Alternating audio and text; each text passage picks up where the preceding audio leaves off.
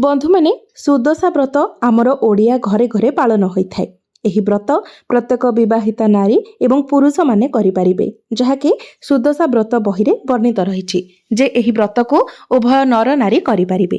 तेबे बंधु मैंने यही जून 5 रे जो सुदशा व्रत पड़ुछि ताहाकु नुआ व्रती माने करिपारिबे कि नहीं से विषय रे अनेकंक मनरे प्रश्न रही जे जो माने नवविवाहिता अटंती से माने जदि व्रत आरंभ करबा पई चाहुछंती तेबे एही जो जून 5 रे आमर सुदशा व्रत पड़ुछि एही दिन ठारू व्रत आरंभ करिपारिबे कि नहीं से नै अनेकंक मनरे द्वंद्व रही।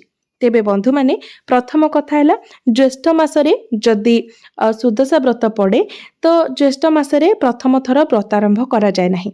विशेष करी जो माने विवाहिता नवविवाहिता अटंती से माने जदि घरर ज्येष्ठ कन्या होइथांती तो से माने केबे भी ज्येष्ठ मासरे प्रथम थर करी सुदशा व्रत आरंभ करिबा उचित नुहे। एहा व्यतीत आमे केउ सुदशा व्रत रे प्रथम थर व्रत आरंभ करिबा से विषय पांजी रे मध्य वर्णना करा जाय थाए, किंतु एही जो जून 5 तारिख रे सुदशा व्रत पड़ुछि पांजी रे उल्लेख नाही जे नुआ व्रती माने प्रथम थर व्रत आरंभ करि पारिबे।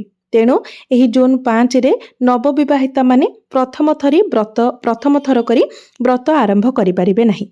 जे माने पूर्वरु व्रत करूछंती केवल सेई माने ही एही व्रत करि पारिबे।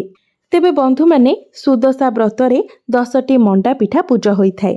10 पुर दिया मंडा पिठा एवं पूजारे जहा जहा जिनिस लागिबो समस्त जिनिस 10टी लेखाएं पूजा होइथाए, कारण 10 संख्याटी माँ लक्ष्मींकर बहुत प्रिय होइथाए।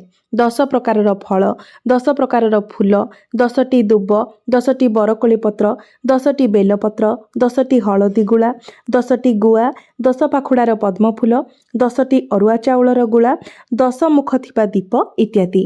एवं सुदशा व्रतरे मध्य 10टी गंठी पड़ी थाए। माँ को सुदशा व्रतरे माँकर 10टी नाम नहीं 10टी गंठी पका जाई थाए।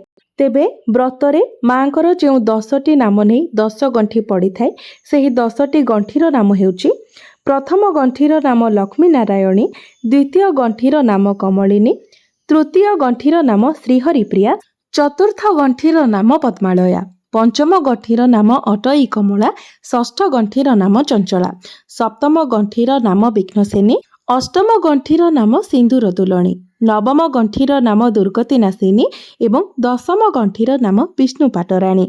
एहीपरि भाବରେ माँ लक्ष्मींकर 10टी नाम नहीं 10टी गंठी सुदशा व्रतरे पड़ी थाए। अर्थात जो माने सुदशा व्रत करिथांती माँ लक्ष्मी सर्वदा सेही गृहरे वास करिथांती। एही गंठी रूपरे माँ सबुबेले आम पाखरे आम घरे रहिथांती। तेबे बंधु माने चलित वर्ष एही जून 5 तारिख रे जेहेतु भल दिन पड़ू नाही तेणु पांजी अनुसायी एही दिन नुआ व्रत आरंभ करिबा पई किछि मध्य उल्लेख होई नाही। जो माने पूर्वरु व्रत करूछंती केवल से माने ही व्रत करिवे। नुआ करी व्रत आरंभ करिबा पई एही तिथिटी भल तिथि नुहे।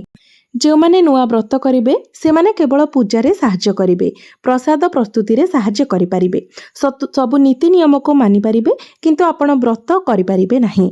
माणबसा गुरुवार हेउ कि सुदशा व्रत हेउ लक्ष्मी माँ जो खटुली रे बसिबे सेही खटुली किंबा आपण जदि पीढ़ारे बसाउछंती तो सेही पीढ़ारे जेमिति कंटा बाड़िया न होइथाए सेथि प्रति आपण ध्यान देबे, कारण कंटा बाड़िया जाइथिबा खटुली किंबा पीढ़ारे पूजा करा जाय न थाए। तो एथिप्रति आपण विशेष ध्यान रखिबे। मने रखंतु माणबसा गुरुवार हेउ किंबा सुदशा व्रत हेउ माँकर गायत्री मंत्र उच्चारण करी आपण पूजा करिबा उचित। माँ लक्ष्मींकर गायत्री मंत्र हेउछि ओम महालक्ष्मीश्च विद्महे विष्णुपत्नीश्च धीमहि तन्नो लक्ष्मी प्रचोदयात्। एही मंत्र को उच्चारण करी आपण पूजा करिवे। बंधु माने जदि आपणकर सुदशा व्रत कोनोसी कारणरू छिंडी जाउछि तो याको आपण जलरे उद्यापन करबा उचित नहे।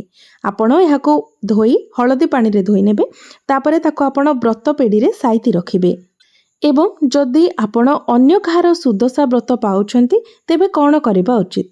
अन्यर सुदशा व्रत पाइले ताहाको जलरे उजेई देबा उचित। सेही व्रत आमर नुहे, तेणु सेही व्रत को आमे पाखरे रखिबा उचित नुहे। तेणु जदि आपण अन्य काहार सुदशा व्रत केउठारे पाउछंती ताकु नेकी आपण पाखरे आपणकर जदि नदी अछि किंबा पोखरी अछि तो जलरे आपण उजेई दियंतु। एवं आउ गोटे कथा मन रखंतु जे निजर सुदशा व्रत भूल रे मध्य आपण बंचिथिबा पर्यंत काहाको भी देबे नाही। ଆପଣ ଯଦି ସୁଦଶା ବ୍ରତ ପଢ଼ିଥିବେ ତ ଏ ବିଷୟରେ ଆପଣ ନିଶ୍ଚିତ ଭାବରେ ବହୁତ ଭଲ ଭାବରେ ଜାଣିଥିବେ। ସୁଦଶା ବ୍ରତ ଯଦି ଅନ୍ୟକୁ ଦିଆଯାଏ ତେବେ ଏହାର ପରିଣତି କ'ଣ ହୋଇଥାଏ। ଏହା ବିଶ୍ୱାସ ରହିଛି ଯେ ନିଜର ସୁଦଶା ବ୍ରତ ଅନ୍ୟକୁ ଦେବା ଦ୍ୱାରା ଆପଣଙ୍କ ଘରୁ ମା ଲକ୍ଷ୍ମୀ ସେହି ବ୍ୟକ୍ତିଙ୍କ ଘରକୁ ଚାଲି ଯାଇଥାନ୍ତି, ଯାହାଫଳରେ ଆପଣଙ୍କ ଗୃହରେ ଦାରିଦ୍ର୍ୟତା ବଢ଼ିଥାଏ। ମା ଲକ୍ଷ୍ମୀ ଆପଣଙ୍କ ଘର ଛାଡ଼ି ଚାଲି ଯାଇଥାନ୍ତି ଏବଂ ଯଦି ଆପଣଙ୍କର ବ୍ରତ ହଜିଯାଏ ତ ତାହା ମଧ୍ୟ ବହୁତ ଅଶୁଭ ହୋଇଥାଏ। ତେଣୁ ସବୁବେଳେ ନିଜର ବ୍ରତକୁ ଆପଣ ଯତ୍ନର ସହିତ ରଖିବା ଉଚିତ। ଯଦି କୌଣସି କାରଣରୁ କୌଣସି ବି ଭୁଲ ବଶତଃ ଆପଣଙ୍କର ବ୍ରତ ହଜିଯାଉଛି ତେବେ ମା ଲକ୍ଷ୍ମୀଙ୍କୁ ପ୍ରଣାମ କରି ଆପଣ କ୍ଷମା ପ୍ରାର୍ଥନା କରନ୍ତୁ। ମା ନିଶ୍ଚିତ ଭାବରେ ଆପଣଙ୍କୁ କ୍ଷମା କରିଦେବେ ଏବଂ ଆପଣ ବ୍ରତ ପେଡ଼ିରେ ଯେଉଁ ପୁରୁଣା ବ୍ରତ ରଖିଥିବେ ତୁରନ୍ତ ଯାଇ ଆପଣ ସେଥିରୁ ବ୍ରତ କାଢ଼ି ନିଜ ହାତରେ ପିନ୍ଧନ୍ତୁ। ତେବେ ବି ଆପଣ ସବୁବେଳେ ଧ୍ୟାନ ରଖନ୍ତୁ ନିଜର ବ୍ରତକୁ ସାଇତି ରଖିବା ପାଇଁ। ବ୍ରତ ଯେମିତି ହଜି ନଯାଏ କି ଛିଣ୍ଡି ନଯାଏ ସେଥିପ୍ରତି ସବୁବେଳେ ସତର୍କ ରହିବାକୁ ଆପଣ ଚେଷ୍ଟା କରନ୍ତୁ। ଯେଉଁ ନାରୀମାନେ କିଛି କାରଣ ପାଇଁ ବାପ ଘରେ ରହୁଛନ୍ତି ସେମାନେ ସୁଦଶା ବ୍ରତ କରିପାରିବେ କି ନାହିଁ? ତ ବନ୍ଧୁମାନେ, ସେମାନେ ମଧ୍ୟ ସୁଦଶା ବ୍ରତ କରିପାରିବେ, କାରଣ ବିବାହ ପରେ ପ୍ରତ୍ୟେକ ନାରୀ ସୁଦଶା ବ୍ରତ କରିପାରିବେ ଏବଂ ଥରେ ସୁଦଶା ବ୍ରତ ଆରମ୍ଭ କଲା ପରେ ସୁଦଶା ବ୍ରତକୁ କେବେ ବି ମଝିରେ ସ୍କିପ୍ କରାଯାଏ ନାହିଁ। ପ୍ରତ୍ୟେକ ସୁଦଶା ବ୍ରତ ଆପଣ ପାଳନ କରିବା ଉଚିତ। କିନ୍ତୁ ବାପ ଘରେ ଆପଣଙ୍କର ମା କିମ୍ବା ଭାଉଜ ଯଦି ବ୍ରତ କରୁଥିବେ ତେବେ ତାଙ୍କ ସହିତ ଆପଣ ଏକାଠି ବସି ପୂଜା କରିବା ଉଚିତ ନୁହେଁ। ବିଶ୍ୱାସ ରହିଛି ଏମିତି କଲେ ମା ଲକ୍ଷ୍ମୀ ଘର ଛାଡ଼ି ଚାଲି ଯାଇଥାନ୍ତି, କାରଣ ବିବାହ ପରେ କନ୍ୟା ପରଗୋତ୍ରୀ ହୋଇଯାଇଥାଏ। ତେଣୁ ଆପଣମାନେ ଜାଣିଥିବେ ସୁଦଶା ବ୍ରତରେ କିମ୍ବା ମାଣବସା ଗୁରୁବାରରେ ବିବାହ ହୋଇଥିବା ଝିଅ ମଧ୍ୟ ଗୃହରେ ମା ଲକ୍ଷ୍ମୀଙ୍କର ଭୋଗ ଖାଇନଥାନ୍ତି କିମ୍ବା ଅନ୍ୟ ଘରେ ମଧ୍ୟ ଖାଇନଥାନ୍ତି। ସେଥିପାଇଁ ଆପଣ ଅଲଗା ପୂଜା କରିବେ ଏବଂ ସେମାନେ ଅଲଗା ପୂଜା କରିବେ। ବିବାହିତା ନାରୀମାନେ ସୁଦଶା ବ୍ରତ ଦିନ ଯଦି ବାପ ଘରେ ଅଛନ୍ତି ତେବେ ଅଲଗା ଅଲଗା ଠାକୁର ବସାଇ ପୂଜା କରିବେ। ଯେମିତି ବିଶ୍ୱାସ ରହିଛି ଯେ ବାହା ହୋଇଯାଇଥିବା ଝିଅ ମଧ୍ୟ ବାପ ଘରେ ଲକ୍ଷ୍ମୀଙ୍କର ପ୍ରସାଦ ଖାଇପାରିବ ନାହିଁ। ସେଥିପାଇଁ ଆପଣ ଅଲଗା ଅଲଗା ଠାକୁରଙ୍କୁ ବସାଇ ପୂଜା କରିବା ଉଚିତ। କିମ୍ବା ଯଦି ଆପଣଙ୍କର ଭାଉଜ ଲକ୍ଷ୍ମୀଙ୍କ ମନ୍ଦିରରେ ପୂଜା କରୁଛନ୍ତି ତାହେଲେ ମଧ୍ୟ ଗୋଟିଏ ଥାଳିରେ 2 ଜଣ ଭୋଗ ନେଇ ଗୋଟିଏ ବ୍ରତ କରିବା ଉଚିତ ନୁହେଁ। ଆପଣ ଅଲଗା ଅଲଗା ଥାଳିରେ ଭୋଗ ନେବେ ଏବଂ ଅଲଗା ଅଲଗା ବ୍ରତ ପୂଜା କରିବେ। ଯେଉଁମାନେ ଓଡ଼ିଶା ବାହାରେ ରହୁଛନ୍ତି ସେମାନେ ପାଖରେ ଥିବା ଲକ୍ଷ୍ମୀ ମନ୍ଦିରରେ ସୁଦଶା ବ୍ରତ କରିବା ଉଚିତ। କିମ୍ବା ଘରେ ପିଢ଼ାରେ 2ଟି ଗୁଆ ଲକ୍ଷ୍ମୀ ନାରାୟଣଙ୍କ ନାମରେ ବସାଇ ଆପଣ ବ୍ରତ କରିପାରିବେ। ଯେତେବେଳେ ଆପଣ ଓଡ଼ିଶାକୁ ଆସିବେ ସେତେବେଳେ ସୁଦଶା ବ୍ରତ ବହି, ବ୍ରତ, ଶୁଖିଲା ବେଲପତ୍ରର ପାଉଡ଼ର, ଶୁଖିଲା ତୁଳସୀ ପତ୍ରର ପାଉଡ଼ର, ତୁଳସୀ କାଠି ଇତ୍ୟାଦି ନିଜ ସାଙ୍ଗରେ ନେଇଯିବା ଉଚିତ, ଯାହାଦ୍ୱାରା ପୂଜା ବ୍ରତ କରିବା ପାଇଁ ସବୁବେଳେ ସହଜ ହେବ। ଆପଣ ଯଦି ବାହାରେ ରହୁଛନ୍ତି ତ ପୂଜା ପାଇଁ ଯାହା ଜିନିଷ ଆବଶ୍ୟକ ସେସବୁ ପୂର୍ବରୁ ଆପଣ ଓଡ଼ିଶାରୁ ନିଜ ସାଥିରେ କିଣି ନେଇ ପାଖରେ ରଖିବା ଉଚିତ। ଏହି ବ୍ରତରେ କେବଳ ମା ଲକ୍ଷ୍ମୀଙ୍କର ପ୍ରତିମାଙ୍କୁ ଆପଣ ପୂଜା କରିପାରିବେ କିମ୍ବା ଉଭୟ ଲକ୍ଷ୍ମୀ ନାରାୟଣଙ୍କର ପ୍ରତିମାକୁ ମଧ୍ୟ ଆପଣ ପୂଜା କରିପାରିବେ। ଯଦି ବ୍ରତ ନାହିଁ ତାହେଲେ 10 ଖିଅ ସୂତାକୁ ଏକାଠି ଗୁଡ଼ାଇ ହଳଦୀ ପାଣିରେ ବୁଡ଼େଇ ଏହାକୁ ମଧ୍ୟ ଆପଣ ବ୍ରତ ଭଳି ବ୍ୟବହାର କରିପାରିବେ। ବ୍ରତର ରଙ୍ଗ ସବୁବେଳେ ହଳଦିଆ, ଧଳା କିମ୍ବା ନାଲି ହେବା ଉଚିତ।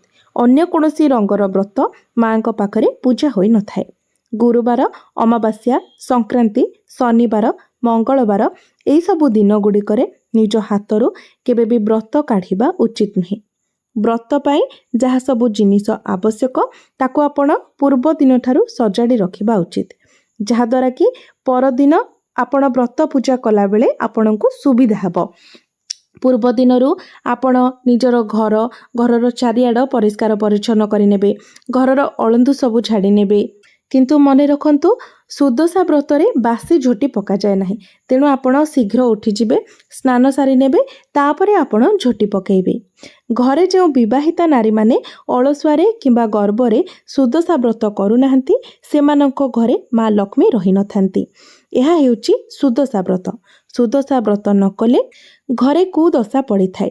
ବ୍ରତ ରଖିଲେ ଆମର ମଙ୍ଗଳ ହୁଏ, ଘରର ମଙ୍ଗଳ ହୋଇଥାଏ।